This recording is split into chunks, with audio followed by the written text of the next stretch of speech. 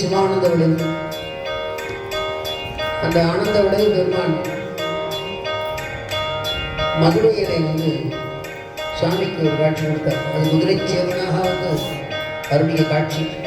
அந்த காட்சி நினைத்தோன்னா சந்தோஷம் வந்துருச்சு. இந்த பாண்டியன் நடந்த பெருமிதத்தை மனசுக்குள்ள அப்படியே கொண்டது நமக்காக காட்சி தருகிற அற்புத பெரும் சிதம்பரம்.